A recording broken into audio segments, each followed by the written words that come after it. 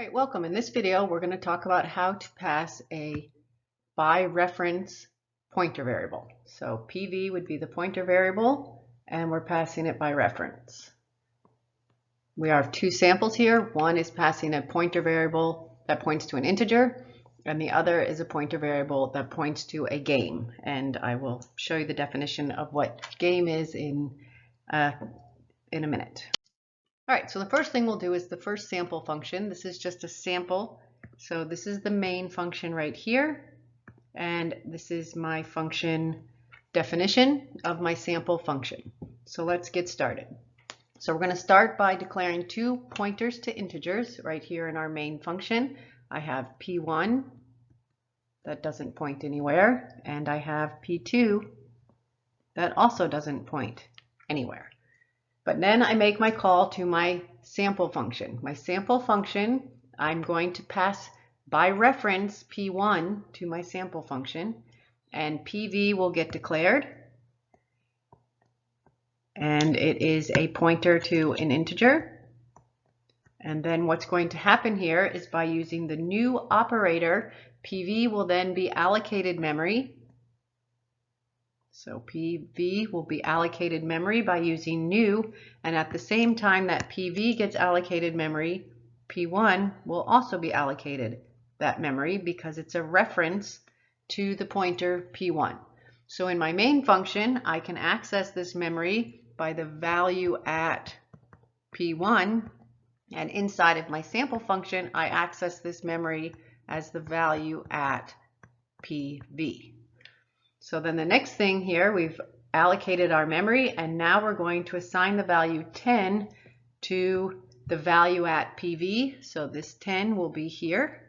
That will also be assigned to the value at P1. This function is finished. We come back here and we do the next statement. The next statement assigns P2 to the same location in memory. So now I have two ways in my main function to access this. I can access it either by the value at P1 or the value at P2. And I can access it I accessed it from inside of my sample function by using the value at PV. All right, now we have a little more complicated situation. We have a class called game, and game has three member variables, a num, an int, and two integers, and a string. So let's get started. So this is my main function again, and this is my sample function too. So in my main function, I declare two pointers to games. I have G1 that points nowhere. I have G2 that points nowhere. G1 will then be passed to my sample function, and in my sample function, PV will get declared.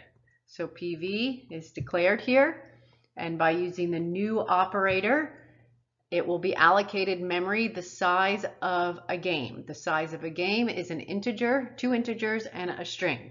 So when PV gets allocated this memory right here, the amount of memory it's going to be allocated will be big enough to hold a num, which is an integer, an ID, which is an integer, and a name, which is a string. So that happens automatically by using the new operator. And at the same time that PV gets allocated memory, G1 also gets allocated memory. So here's the part that you have to understand. It's the same way we did with the integer. You use the asterisk to dereference the pointer to get to the value at the pointer. So right here, I'm still in my sample function. I want to get to the value at PV. So I can get to the value at PV and then use the dot operator to get to the member variable. But in C++, that's what I just did right here, but in C++, that's not the way it's done. In C++, you use the arrow to go to PV to get to the member variable. Both of these things, value at PV.num and PV num points to num, both do exactly the same thing. but the preferred way to do it would be this way right here.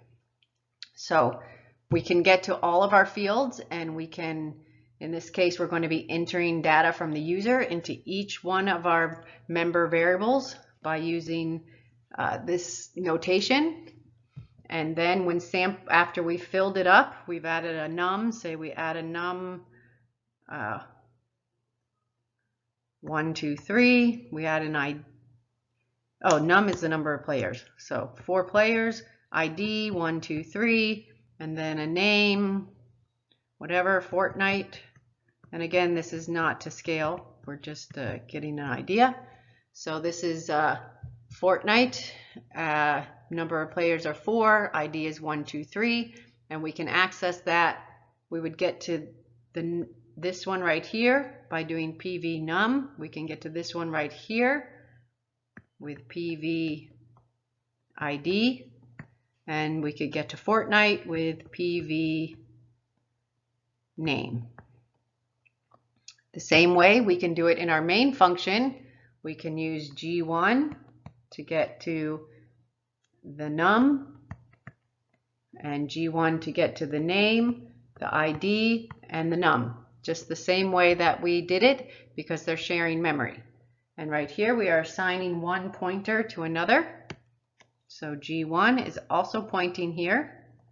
So we have the value at G1, we have the value at G2.